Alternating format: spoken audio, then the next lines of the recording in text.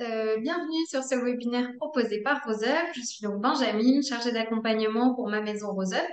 C'est donc moi que vous retrouvez au quotidien pour co-animer nos webinaires et nos ateliers avec tous nos intervenants. Aujourd'hui, on va donc parler socio-esthétique et plus particulièrement des bienfaits de l'argile avec Priscilla, qui est donc socio-esthéticienne à la maison RoseUp de Paris. Avant d'aller plus en détail sur le sujet du jour, je me permets de vous rappeler les missions de RoseUp et déjà de commencer par vous remercier pour votre soutien. Si vous êtes là, c'est que vous avez adhéré à l'association et que grâce à vous, on peut donc poursuivre nos missions, à savoir l'information avec notamment le Rose Magazine que vous recevez directement chez vous et qui est également disponible dans de nombreux centres de soins. Il y a également l'accompagnement en soins de support dans les maisons RoseUp de Paris et de Bordeaux, et puis en ligne avec ma maison RoseUp. Et puis, dernière mission, ce sont toutes les actions de plaidoyer et la défense des droits portées par RoseUp. N'hésitez pas à vous rendre directement sur notre site pour y retrouver toutes ces informations, à nous contacter par mail ou par téléphone si vous avez des questions. On est ravis de pouvoir échanger avec vous et de vous apporter plus de précisions sur certains sujets. Donc voilà, et comme je disais, aujourd'hui, on va donc parler des différentes argiles et de leurs bienfaits avec Priscilla. Ben voilà, je te laisse te présenter et nous en dire un petit peu plus. Merci Benjamin. Bonjour à toutes. Donc, comme disait Benjamin, aujourd'hui on va parler du coup des argiles et des bienfaits. Donc là on est vraiment sur une orientation esthétique et une application cutanée, parce que les argiles on peut aussi les utiliser administrer, voilà, des eaux argileuses. Donc tout ça, aujourd'hui, on n'en parle pas parce que c'est pas mon domaine. Mais on va en parler du coup pour soulager certains effets secondaires, pour aussi l'utiliser de manière détoxifiante pour le cuir chevelu, par exemple. Ok. Et du coup, j'en profite pour vous dire, mesdames, n'hésitez pas à interagir avec nous, à poser vos questions dans la partie discussion ou questions-réponses. Et voilà, je me ferai votre interlocutrice pour poser vos questions à Priscilla. Alors, est-ce qu'on voit bien? Oui, peut-être un peu grand. Ouais, voilà, super. Comme Et ça, du c'est coup, bon? voilà, ce support sera disponible sur votre espace adhérente à la fin du webinaire. Je te l'avais déjà envoyé, je sais plus. Je te le renverrai. Oui, je veux bien. Ok. Donc, pour les argiles, donc d'où viennent-elles? Ce sont des terres qui sont naturelles et riches en minéraux et oligo-éléments. Pardon. Donc, dans toutes les argiles, on va pouvoir retrouver du fer. Donc, le fer, il aide à maintenir une bonne hydratation cutanée, il favorise la régénération cellulaire et il rééquilibre la peau. On retrouve aussi du potassium qui a un rôle de protection et de régénération. Le calcium qui va renforcer la barrière naturelle de la peau. Ensuite, vous avez aussi du magnésium. Donc, toujours là, on est sur de la réparation cellulaire. C'est aussi antiseptique et anti-inflammatoire. Et on retrouve aussi la silice, qui est aussi un dérivé du silicium. Donc, on favorise la réparation cellulaire et elle a une action lissante au niveau de la peau. Et en plus, ça aide à retrouver un joli teint. Tout à l'heure, je vous expliquais, donc il y a plusieurs utilisations possibles. Donc, vous avez les cataplasmes, les masques, par exemple, pour le visage ou pour certaines zones du corps. Je vous expliquerai un petit peu tout à l'heure comment détourner cette application. Pour le cuir chevelu ou les cheveux, en shampoing aussi, on peut l'utiliser et en bande. Là, ça demande un petit peu de manipulation, mais c'est assez simple à réaliser.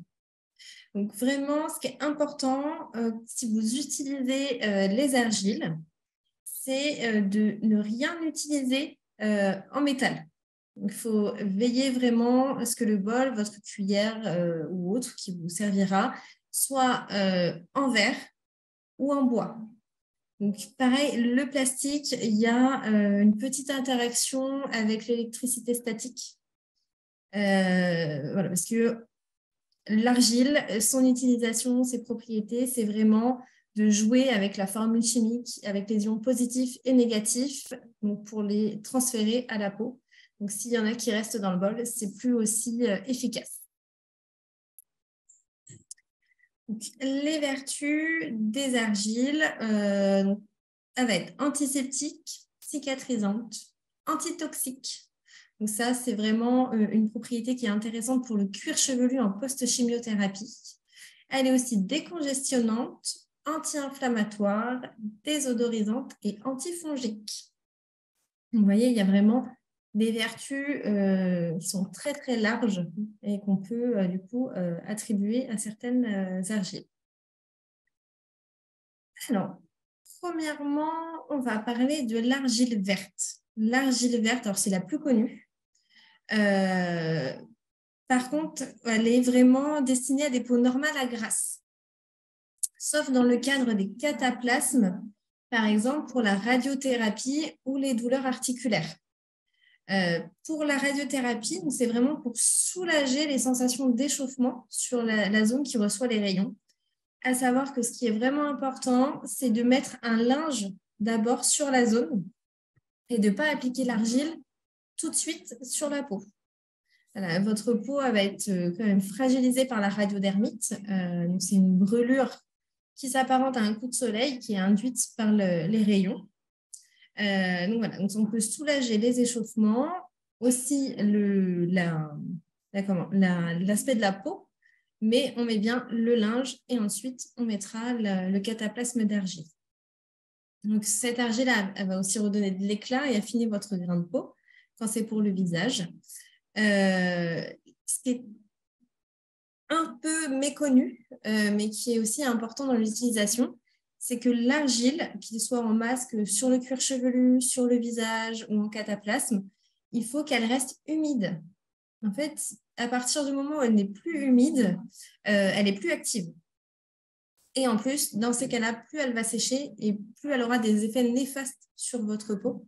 Par exemple, une peau qui serait sensible, réactive et sèche, là, on va activer les rougeurs et en plus, on va l'assécher encore plus.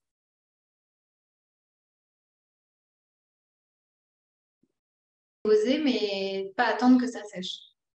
Et non. Ou alors, vous avez les petits sprays d'eau. Alors, généralement, quand on l'utilise, c'est de l'eau thermale, sauf que l'eau thermale, mine de rien, ça a un petit coût. Donc, ce que vous pouvez faire, c'est acheter des sprays vides qu'on utilise des fois pour les plantes. Et à ce moment-là, vous mettez de l'eau du robinet et vous venez vaporiser de temps en temps sur le visage pour garder l'humidité. D'accord. Les cataplasmes, ce que vous faites, pareil, vous mettez votre linge si c'est sur une zone de radiothérapie. Si c'est pour des douleurs articulaires, vous pouvez mettre à même la peau, il n'y a aucun souci. Et ensuite, vous allez mettre un linge mouillé ou une bande, quelque chose d'humide par-dessus pour justement maintenir l'humidité. Alors, Sophie demande combien de temps il faut le laisser sur le visage. Alors, à peu près une quinzaine de minutes. Okay. Que ça soit pour le visage ou le cuir chevelu, on est sur une quinzaine de minutes. En cataplasme, on est sur des temps un petit peu plus longs. Généralement, c'est 2 heures. Donc voilà, pour des douleurs au niveau du genou, aussi pour les mains. J'ai une adhérente qui a essayé et qui a été vraiment bien soulagée parce qu'elle avait un début d'arthrose. Donc voilà, elle arrive à être soulagée comme ceci. Faites attention pour les douleurs articulaires. Il y a des recettes un petit peu sur Internet, hein, on en trouve un peu partout, où ils vous font mettre de l'huile essentielle de romarin à verbenone dedans. Cette huile essentielle, dans le cadre d'un cancer hormonodépendant, elle est vraiment interdite. Donc, c'est une huile essentielle qui est dite hormone-like et elle va squeezer l'effet de l'hormonothérapie. À savoir qu'on n'a pas besoin d'ajout d'huile essentielle pour que l'argile soit efficace. Ok. Et Sabine demande, est-ce que ça concerne toutes les argiles de devoir laisser humide, même l'argile verte? Tout à fait. Okay. Toutes les argiles. En fait, il faut vraiment garder à l'esprit que c'est ce qui va maintenir son activité. Okay. Si elle sèche, elle n'est plus du tout active. Maintenant, on va voir l'argile blanche. Donc, c'est vraiment l'argile qui va être destinée aux peaux sensibles et réactives. Donc, On peut l'utiliser aussi pour la radiothérapie, pour les douleurs articulaires. C'est une argile, pardon, qui est riche en kaolin, qui va être antibactérienne, anti-inflammatoire et cicatrisante. Si, par exemple, vous avez eu des effets secondaires au niveau du visage, on peut avoir une folliculite, avoir eu un rachat acnéiforme, et on garde quelques petites cicatrices, ou même tout simplement avoir eu de l'acné sans être dans un effet secondaire, cette argile va aider à bien cicatriser et à calmer tout ce qui va être rougeur type inflammatoire. Ensuite, on va avoir l'argile rouge. Donc, c'est des peaux qui vont être très sensibles, mais aussi très réactives. Donc, cette argile, elle est riche en oxyde de fer. Elle va stimuler la circulation sanguine. Elle va redonner de l'éclat à votre teint et elle calme les rougeurs et les démangeaisons. Donc, si vous avez une peau à tendance de coupe rose, c'est l'argile vraiment à appliquer, à faire des masques régulièrement. Donc, c'est pareil, on ne fera jamais trop de masques. Donc, si vous le souhaitez, vous pouvez faire un masque tous les jours en alternant l'argile et un masque crème classique. Ou alors faire des cures. Donc, il y a forcément sous forme de cure la première semaine où on va faire beaucoup de masques pour vraiment booster la peau. Et ensuite, au fur et à mesure des semaines, on va diminuer le nombre de masques pour, on va dire, conserver les bienfaits. Maintenant, l'argile rose. Donc, cette argile, elle a plutôt une vertu adoucissante. C'est pour les peaux délicates et fragiles. À savoir que l'argile rose, dans les 3/4 des cas, quand vous l'achetez déjà toute en sachet, c'est un mélange d'argile blanche et rouge. Donc, c'est vraiment pareil, spécifique pour les peaux réactives, sensibles. Alors, on a une question de Sophie qui demande s'il faut faire un gommage avant d'appliquer de l'argile. Alors, ça dépend. Ça dépend. Si vous êtes en période de chimiothérapie, dans ces cas-là, on évite au maximum les gommages parce que ça va être trop traumatisant en fait pour votre peau. Si vous êtes en dehors de la chimiothérapie, vous pouvez faire un gommage par mois. C'est amplement suffisant pour une peau qui reste quand même fragilisée par les traitements.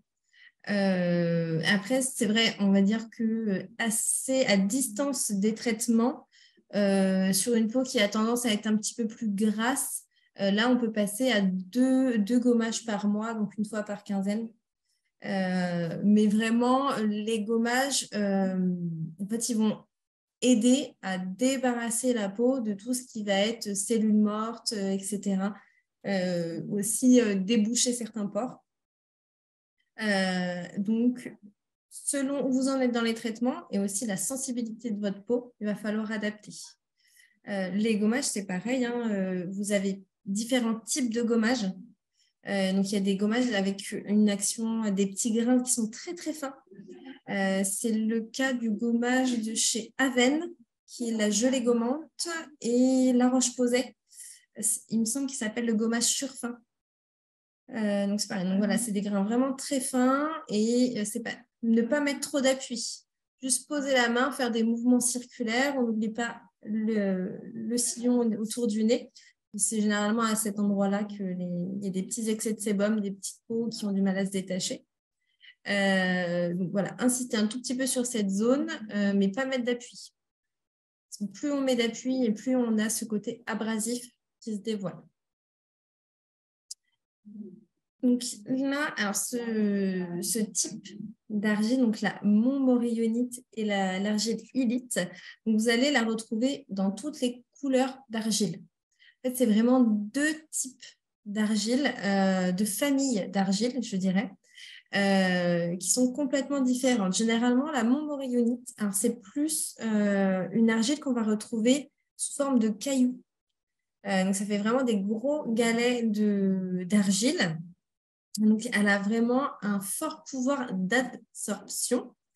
Donc, du coup, ça augmente son pouvoir purifiant parce qu'elle va emprisonner les toxines de manière plus efficace. Elle va reminéraliser la peau de façon plus importante, donc la revitaliser. Et elle est plus riche en silice et en magnésium. Donc ça, vous pouvez la trouver dans toutes les couleurs d'argile. Généralement, on la trouve plus en argile verte. D'ailleurs, c'est cette argile-là qu'il faudrait utiliser pour les douleurs articulaires, par exemple, ou pour les cataplasmes, parce qu'il y aura une action plus importante. Et vous avez donc le type d'argile qui est lilite. Donc là, on a un fort pouvoir d'absorption. Donc c'est plutôt pareil, donc des cataplasmes au niveau du visage, donc sous forme plutôt de masque. Ça a une absorption moyenne et elle est riche en potassium. Alors, la différence entre l'adsorption et l'absorption, je vais y arriver. En fait, l'absorption, il faut penser comme une éponge. Donc, c'est l'argile qui va se gonfler de la matière liquide. Donc, ça peut être de l'eau, ça peut être un hydrolat, par exemple. Généralement, à la Maison Rose, quand on fait des masques avec de l'argile, j'utilise un hydrolat de calendula parce que le calendula, voilà, il a un effet vraiment apaisant. Il y a vraiment des vertus intéressantes dans le cadre d'une peau qui est fragilisée. Et l'absorption, ça va être au niveau des vertus. Voilà, donc en fait, elle est plus forte au niveau des vertus. C'est là, en fait, c'est ce système un petit peu de chimie où on va, comme la peau est salée, enfin, tous les bienfaits qui sont, eux, positifs, donc le silicium, le magnésium, à l'application cutanée, en fait, la peau va récupérer tous les bienfaits de l'argile. Okay. Voilà, donc il y a un petit échange en fait entre les transmissions, quoi. Voilà, tout à fait. Okay. Et du coup, oui, c'est ça. Tu disais que tu faisais en fait, quand tu prépares l'argile, tu mélanges pas que avec de l'eau, mais avec un hydrolat. Un hydrolat. Peut-être tu reviendras dessus après sur justement comment on fait les mélanges et tout ça. Oui. Ok. Bon, on peut en parler maintenant. On peut, hein.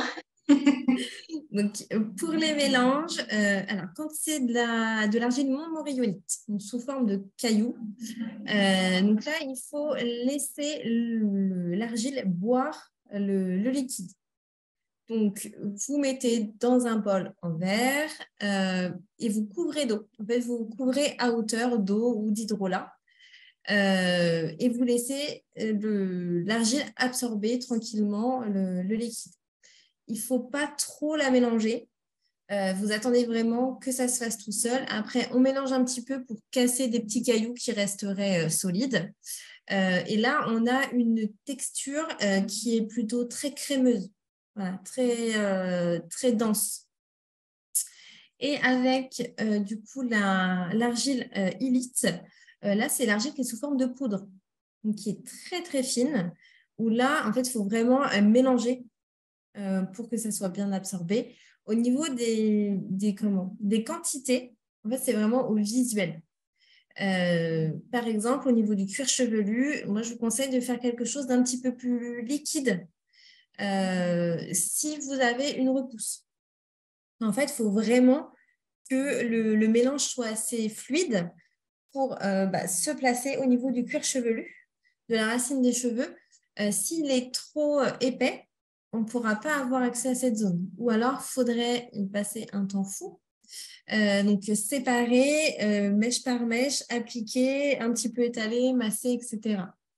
Donc, si vous voulez faire au niveau des cheveux cuir chevelu, donc là, on est plutôt sur un produit fluide. Et si on veut faire des cataplasmes, des masques, là, on est plutôt sur une texture un petit peu plus crémeuse, un petit peu plus dense. Okay. Ouais, il n'y a pas, on va dire, de recette tant de grammes pour tant d'eau. Ça dépend vraiment aussi de la qualité de l'argile. Ok. Donc, le dernier type d'argile, donc c'est la kaolinite. C'est vraiment le kaolin. C'est vraiment de couleur blanc. On l'utilise beaucoup dans les produits de maquillage, par exemple dans les fonds de teint, pour avoir un pouvoir assez couvrant. Elle est faible en minéraux, mais par contre, elle a vraiment des vertus anti-inflammatoires. Ok. Donc, le kaolin, en fait, elle n'aura pas vraiment d'effet au niveau échange de magnésium, potassium, etc. C'est plus un pouvoir couvrant et apaisant. On a une question de Aude qui demande quand utiliser justement la formule enfin l'argile Init. Ok, alors l'élite, généralement, on la met sur le visage. Oui, mais C'est quand, vraiment pardon, c'est quand, le visage pardon. et le... La question c'était quand. J'imagine que ça veut dire soit à quel. Est-ce que vous pouvez être plus précise, Aude, peut-être? Ouais, Est-ce que c'est à quel moment des traitements ou de la journée?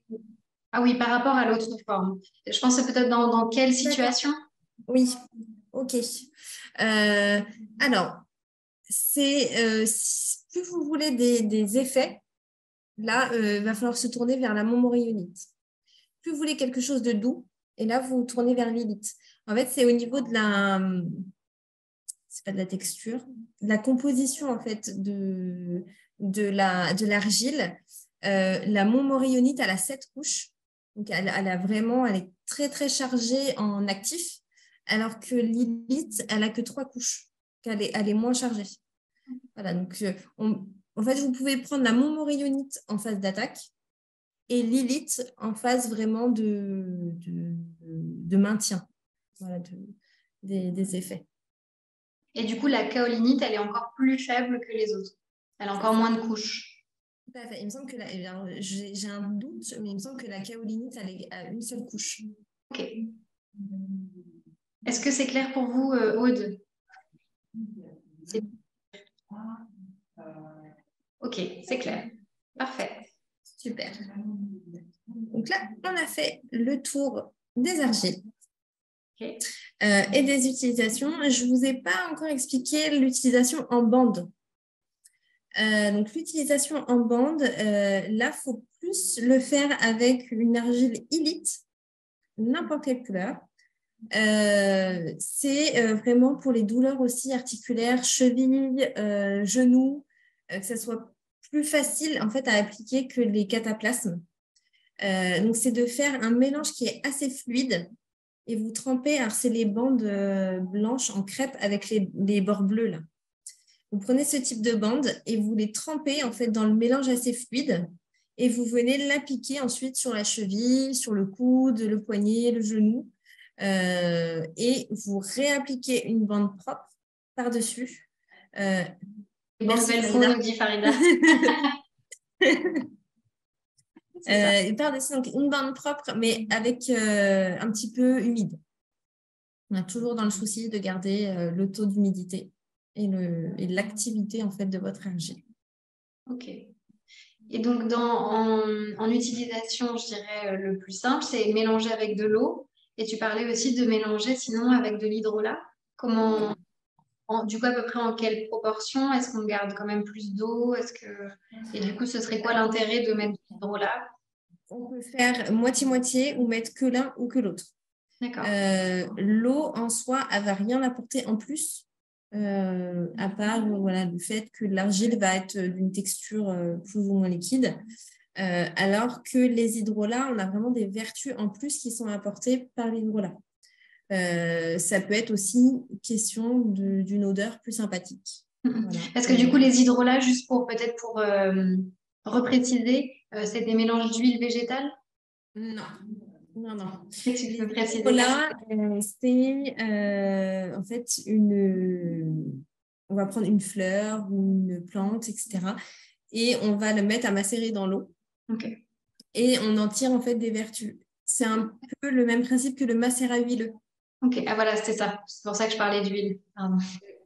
C'est pas grave. Le macérat huileux, c'est le même principe. En fait, on va prendre une huile neutre et on va faire macérer une fleur, une racine, quelque chose dedans pour en fait attirer et en tirer les vertus.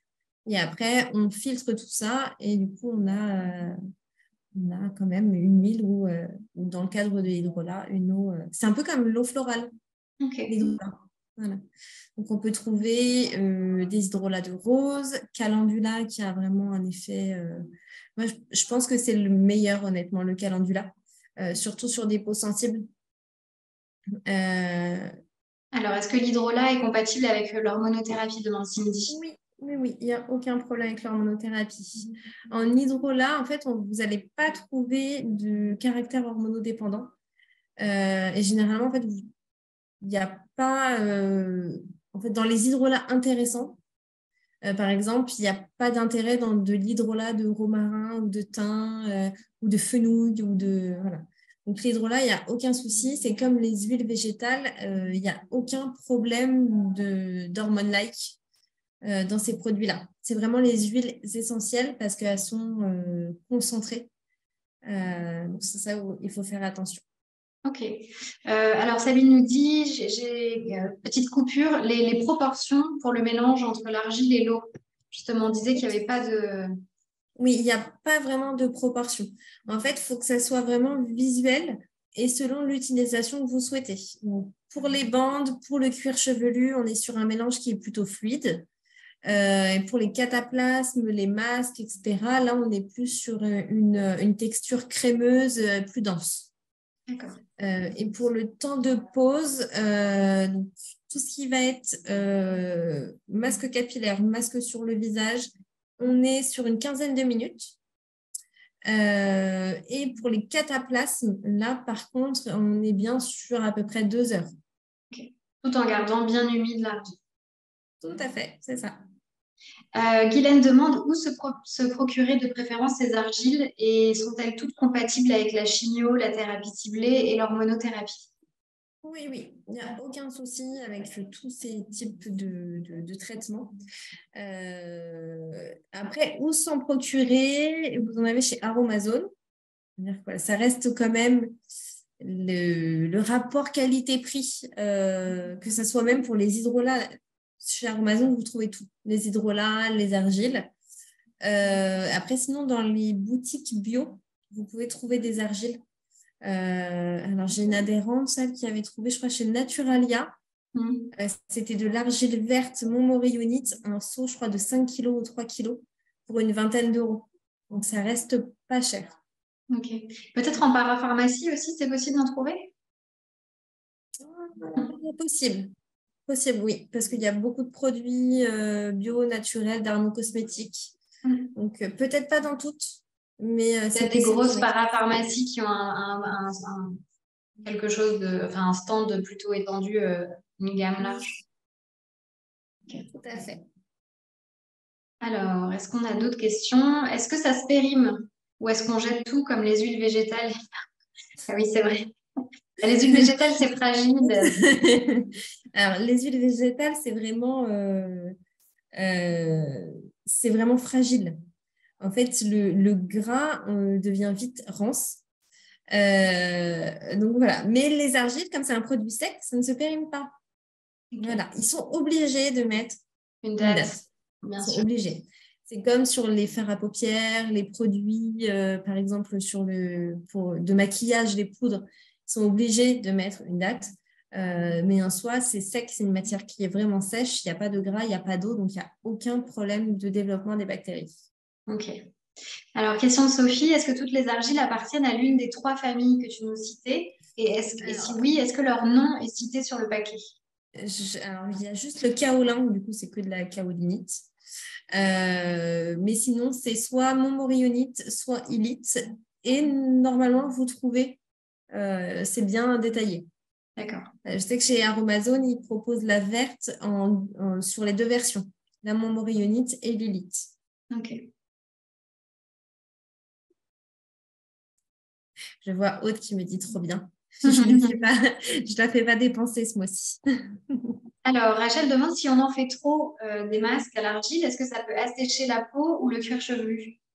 Non, à partir du moment où vous le gardez bien humide, il n'y a aucun souci, ça ne va pas assécher. En fait, c'est vraiment ce pouvoir asséchant, il apparaît quand on laisse sécher l'argile. Mais si Ok. elle est bien humide, il n'y a aucun souci. Après, si vraiment vous avez peut-être peur aussi hein, que ça assèche de trop, n'hésitez pas à faire un masque à l'argile et le lendemain un masque crème. Ok. Oui, et peut-être justement, est-ce que c'est des masques comme ça l'argile? Est-ce qu'il y a une fréquence à avoir pour les faire? Est-ce que c'est hebdomadaire? Est-ce que c'est... Après, c'est ce que je disais tout à l'heure, en phase d'attaque, 3 fois par semaine, c'est bien. Donc, sur une semaine, on en fait 3 fois dans la semaine. C'est vraiment pour booster au maximum la peau. Ensuite, vous passez à 2 fois par semaine et après 1 fois par semaine. Et les masques crème, par contre, c'est à volonté. Ok. Voilà. Les masques crème, ça peut être des produits à destination de masques, mais on peut le faire avec des crèmes réparatrices, cicatrisantes, il n'y a aucun problème. Ok.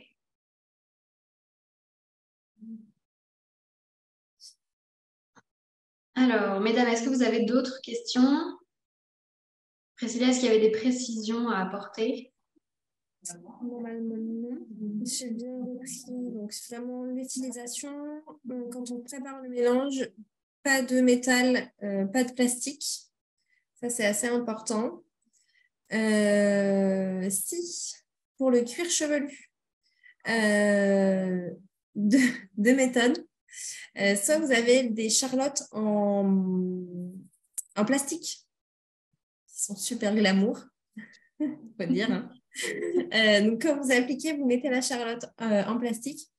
Ou alors, un peu plus difficile, mais toujours aussi glamour, vous mettez du cellophane sur la tête. Ça permet de garder humide aussi. Tout à fait. Et de ne pas avoir en fait à mettre un peu d'eau.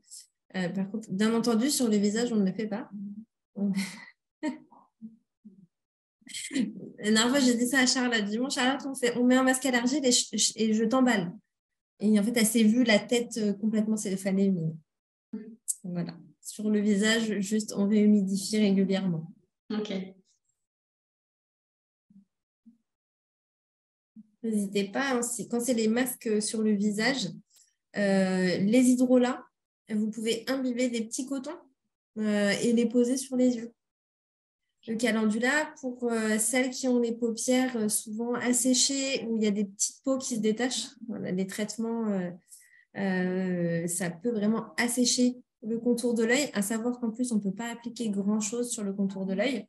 Donc là, n'hésitez pas, soit des hydrolats, donc le calendula, ce serait le meilleur. Le bleuet, on vient travailler au niveau des cernes, ou sinon, tout simplement de l'eau thermale. Qui va apaiser et réhydrater votre paupière. Est-ce qu'il faut l'appliquer en couche épaisse sur le visage? Pas forcément. Okay. Oui, c'est pas Après, plus ça va l'épaisseur. être fin, Okay. voilà, plus ça va être fin, plus ça va sécher vite. Après, aussi, tout dépend de la texture. Si on a préparé une texture trop fluide, eh bien, ça va avoir du mal à tenir, donc une couche épaisse va tout de suite couler.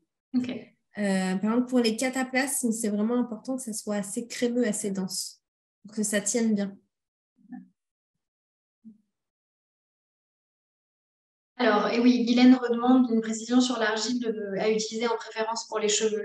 Pour les cheveux, alors vous pouvez faire la verte vraiment en post-chimiothérapie pour détoxifier le cuir chevelu. Vous pouvez aussi faire la blanche qui va apaiser, prendre soin du cuir chevelu. Des fois, on peut avoir un cuir chevelu qui a tendance à être irrité. Donc voilà, dans ce cadre-là, même avec une repousse, hein, le cuir chevelu peut quand même rester irrité assez longtemps. Donc là, on est plus sur de la blanche ou de la rose.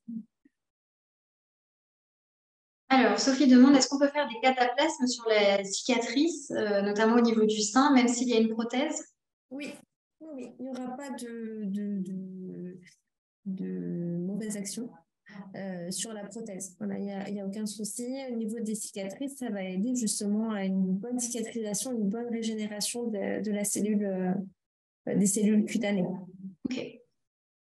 Et Florence demande, est-ce qu'il y a un intérêt à faire des masques du cuir chevelu pendant la chimiothérapie? Alors, oui et non.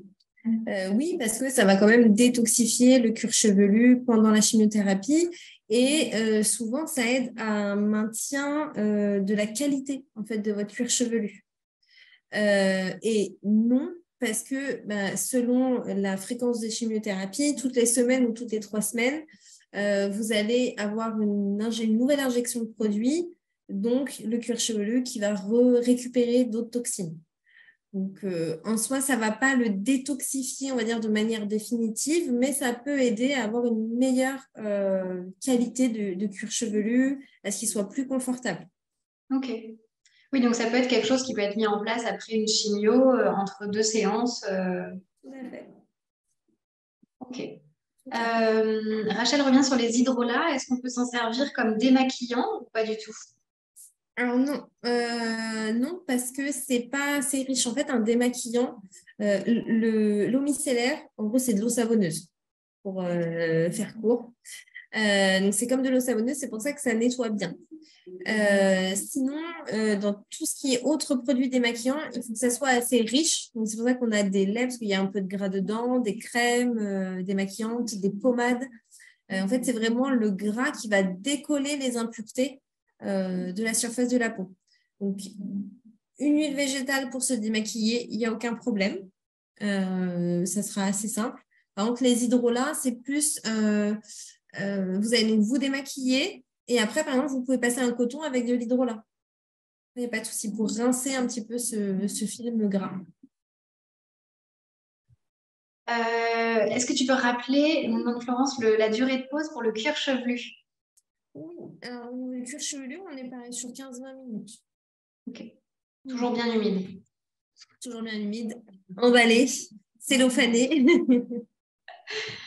Guylaine envisage une reconstruction mammaire. Elle demande s'il n'y a pas une contre-indication pour le cataplasme, justement. Non, alors reconstruction avec une prothèse, de toute façon, dans tous les cas, il n'y aura pas de contre-indication. Il n'y a pas de souci. Par contre, quand vous faites votre reconstruction, même pour toute cicatrice, avant d'appliquer quoi que ce soit dessus, il y a un temps d'attente. Oui. Par exemple, les crèmes cicatrisantes réparatrices, le Cicaplast, le Cicalfate, qu'on vous conseille généralement à appliquer sur la zone cicatricielle, c'est pas avant 4 semaines post-opératoire. Donc, il faut vraiment attendre que la peau soit bien refermée, bien soudée. Donc ça, il faut faire bien attention. Après, au niveau des massages, c'est pareil. Il y a des massages qu'on peut faire à 3-4 semaines post-opératoire et d'autres mouvements de massage qu'on ne peut pas faire avant 3-4 mois post-opératoire. Il faut vraiment faire attention à ne pas trop traumatiser la zone cicatricielle. Ok. Alors, on dévie un peu, puisqu'on parlait tout à l'heure de l'hydrolat comme démaquillant. Haute demande pour les huiles végétales, du coup, lesquelles privilégier pour démaquiller? Alors, pour démaquiller en huile végétale, qui est assez riche, mais qui est bien, vous avez l'huile d'avocat. Alors, elle est dense, mais elle n'est pas collante, par exemple, comme le ricin. L'huile d'amande douce aussi, qui est plus légère, j'allais dire huile sèche. Elle n'est pas si sèche que ça, mais voilà, ce sera plus sec, par exemple, que l'avocat. Vous avez l'huile de jojoba aussi, qui est très bien. C'est des huiles, en fait, qui vont rester peu chères et qu'on peut appliquer partout sur le visage. Après, vous avez, par exemple, l'huile d'argan ou l'huile de rose musquée. Là, c'est des huiles qui sont un petit peu plus chères et elles n'auraient pas d'intérêt en fait pour le démaquillage. Elles auraient plus d'intérêt, par exemple, la rose musquée pour les cicatrices. Petit coucou à Sophie. Donc voilà, pour les cicatrices, même dans votre crème de visage, mettre quelques gouttes pour l'effet anti-âge et l'effet bonne mine aussi. Ok. Bon, voilà, c'était la. Après, je vois, il y a pareil deux démaquillages. Il y a le démaquillage quand on se maquille et le démaquillage quand on ne se maquille pas. En fait, par exemple, si vous vous maquillez vraiment pas du tout, passer un coton d'hydrolat, c'est cohérent parce qu'il n'y a pas de produit gras à enlever de la peau, en fait. Mais si vous avez du maquillage, il faut vraiment là s'orienter sur les huiles végétales ou les démaquillants. Ok. Ah bah voilà, c'est ce que faisait Aude, l'hydrolat, parce qu'elle ne se maquille pas. Voilà. Donc ça va. C'était cohérent, Aude. Vous étiez dans le juste. Question de Guylaine, est-ce qu'on peut faire des cataplasmes avec des linges tout fins et propres de 100% coton? Oui, Donc avec des bandes, j'imagine, oui, jetables. Ok. il n'y a pas de souci. Oui. Ok. Et aussi une question, justement, comment est-ce qu'on intègre les argiles dans la routine? On fait ça plutôt le matin, plutôt le soir? Euh, Au moment qu'on préfère. ah, Il y a J'aime des bien ces réponses. personnes. C'est quand vous voulez. Bah, c'est quand vous voulez. Non, mais après, selon les femmes, des fois, on est euh, plus facilement ouverte à une routine de soins complète le matin. D'autres, c'est plutôt le soir, voilà, pour relâcher la pression, voilà, s'octroyer ce petit moment de détente. Donc, c'est vraiment quand vous préférez. Ok. Après, voilà. Le soir, c'est plutôt pas mal. Parce que voilà, c'est vraiment ce moment où on va relâcher la pression. Vous pouvez diffuser une musique douce, voilà, faire vraiment une ambiance olfactive avec des huiles essentielles en diffusion Mhm. et pas sur la peau. Voilà, une lumière tamisée, voilà, ça peut vraiment être votre moment où vous décompressez. Du coup, après l'application de l'argile, est-ce que on met quelque chose sur sa peau une fois qu'on a enlevé l'argile, j'imagine qu'on rince? Est-ce qu'après on applique une crème quand même ou quelque chose? Oui, oui, oui, tout à fait. On applique quand même une crème. L'argile ne va pas vous apporter du gras, donc elle ne va pas apporter de confort au niveau de la peau. Donc c'est vraiment comme si vous faisiez un soin avec un masque classique, hein. Même les masques crème, généralement, on les rince et après, on réapplique une crème de jour ou autre. Ok. Et du coup, Sophie demande quelle sorte de linge, justement, on parlait tout à l'heure de mettre un linge plutôt pour un cataplasme. C'est Oui, quel type de linge? un torchon voilà, au fond du tiroir, ça peut suffire. Euh, Après, le cataplasme, vraiment, quand on le met en dessous, quand on doit mettre le linge en dessous, pour la radiothérapie, par exemple, ah oui, voilà, il faut que ça soit du coton. Ça peut être aussi des compresses qu'on applique. Par contre, à l'extérieur, si par exemple c'est pour faire un cataplasme au niveau du genou, vous pouvez, vous pouvez poser directement sur la peau et ensuite, peu importe le linge pour garder l'humidité. Ok. Oui, en fait, selon les endroits, il y a un linge qu'il faut mettre en dessous un petit peu pour protéger quand même, et au-dessus pour garder humide. Oui. Euh, Autre demande, peut-on faire le cataplasme pendant la radiothérapie ou après toutes les séances réalisées? Aux deux moments. C'est terminé. Par contre, pendant la radiothérapie, attendez bien les 4 heures post-rayon. Voilà, pour toute application de quoi que ce soit, à part pour l'eau thermale, parce que c'est de l'eau, il n'y a aucun problème, hein. Attendez bien les 4 heures que la peau ait le temps un petit peu de s'apaiser. D'accord. L'intérêt pendant la radiothérapie, c'est que ça va absorber en fait ce côté d'échauffement. Mhm. Ça va couper un petit peu les échauffements et ça va aider la peau à se régénérer et à mieux cicatriser. Voilà, donc là, c'est vraiment dans ce but-là qu'il faut l'utiliser. Oui, et du coup, il faut bien, effectivement, Aude, attendre les 4 heures après le... Alors, vous n'allez pas brûler, pas de souci. Ne vous inquiétez pas. Mais c'est vraiment par mesure de précaution. C'est une vraie mesure de précaution. Après, l'argile, il n'y a pas de gras dedans, donc en soi, on ne risque pas grand-chose, hein. Donc, l'eau thermale, tout de suite à la sortie des rayons, c'est à volonté. Il n'y a aucun souci, c'est de l'eau, ça peut que vous apaiser, vous faire du bien. Et pour tout ce qui va être produit plus de crémeux, là, on attend bien 4 heures. D'accord. Alors, l'aloe vera, c'est de l'eau, hein. C'est un gel, c'est quasiment que à queue. Donc, il y a pareil, il y a très peu de risques, ne vous inquiétez pas. Ok. Est-ce que, mesdames, vous avez d'autres questions? On a parlé des différents types d'argile, des différentes couleurs, du moment d'application, de comment les appliquer, de la texture qu'on voulait en fonction de l'application, des différents bienfaits qu'elle pouvait proposer. Comme je vous disais, vous aurez accès au support directement dans votre espace, dans l'onglet documentation. Je le mettrai à disposition à la fin du webinaire si vous voulez revenir dessus.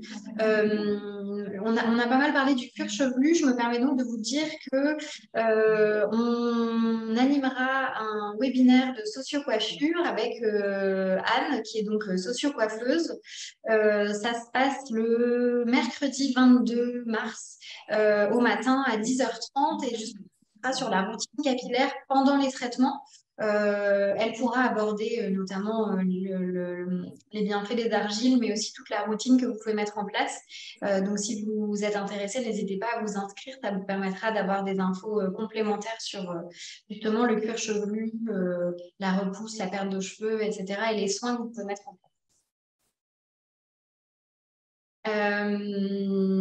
Et sinon, avec toi, Priscilla, on se retrouve la semaine prochaine pour un atelier en petit groupe, me semble-t-il, sur la routine flash, les 5 produits. C'est ça. Alors, je crois qu'il ne nous reste plus beaucoup de place, mais sinon, on se retrouve dans 15 jours avec Priscilla aussi pour un webinaire sur comment prendre soin de ses pieds pendant les traitements. Hein. Voilà, donc même chose, si la thématique vous intéresse, n'hésitez pas à vous inscrire pour retrouver Priscilla et tous ses conseils. Et vous avez également des consultations individuelles avec Priscilla tous les mardis après-midi, justement à la suite du webinaire ou des ateliers. Elle s'occupe de vous en visio, en individuel. Vous avez 30 minutes avec elle pour lui poser toutes vos questions en rapport à vos traitements, à vos produits de soins, des conseils beauté, etc. Vraiment, n'hésitez pas à vous inscrire ou à nous demander s'il y a des créneaux disponibles. Priscilla vous donnera toutes ces petites astuces pour plus de confort. Tout à fait, c'est bien ça. Et pareil, n'hésitez pas si vous avez un thème que vous souhaitez aborder ou certains besoins aussi qui n'auraient pas été étudiés. Oui. Voilà, n'hésitez pas à nous faire un petit retour par mail pour que je prépare une présentation vraiment qui colle à vos besoins et à vos envies. C'est ça. On essaye de traiter un grand nombre de thématiques, mais on est toujours en recherche de renouvellement. Donc voilà, le but, c'est que ça colle le plus possible à vos besoins et à vos envies. Donc n'hésitez pas à partager avec nous. Eh bien, merci beaucoup, Priscilla, pour tous ces conseils. Merci à vous. Merci à tous pour votre participation, vos questions, vos partages. On se retrouve très bientôt pour un prochain webinaire. Je vous souhaite une bonne après-midi et je vous dis à très bientôt. À bientôt, bon après-midi. Oh, oh.